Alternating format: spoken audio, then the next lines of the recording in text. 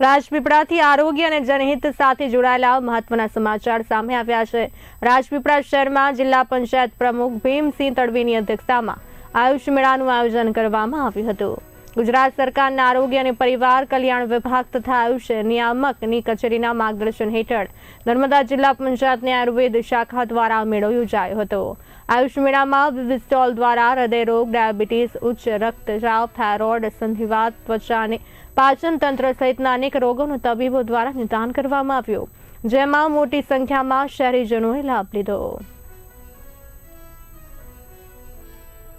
આરોગ્ય અને પરિવાર કલ્યાણ વિભાગ અને નિયામક શ્રી આયુષની કચેરી ગાંધીનગર દ્વારા પ્રેરિત આ આયુષ મેળાનું આયોજન એટલા માટે આપણે કરીએ છીએ કે લોકોની અંદર આપણી જે પ્રાચીન ભારતીય પરંપરા છે એનો પ્રચાર પ્રસાર થાય અને લોકો સ્વસ્થ પોતાનું આરોગ્ય મેળવે એના હેતુસર આપણે આ આયુષ મેળાનું આયોજન કર્યું છે।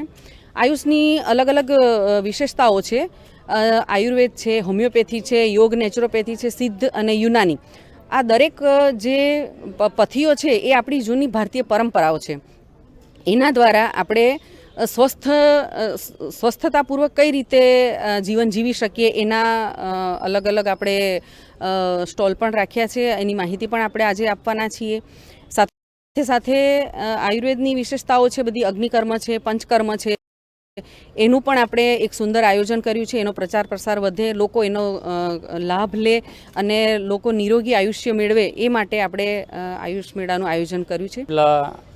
સ્વામિનારાયણ મંદિરના આજે આયુષ મેળાનું આયોજન કરવામાં આવ્યું, ત્યારે આયુષ મેળાના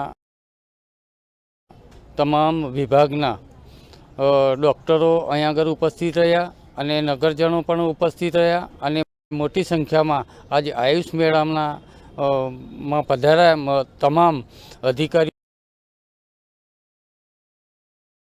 પદાધિકારીઓ અને દરેક વસ્તુ પર આ આયુષ મેળા પર પણ ભાર મેળ્યો છે। ત્યારે દરેક વિભાગના નવા જ્યારે દર્દ પોતાને થાય ત્યારે અહીંયા આગળ નવા સ્ટોલ પણ મૂકવામાં આવ્યા છે। ત્યારે આ સ્ટોલના તમામ નાગરિકો આ સ્ટોલનો લાભ લે અને આ મોટી સંખ્યામાં ઉપસ્થિત રહ્યા। આયુષ મેળામાં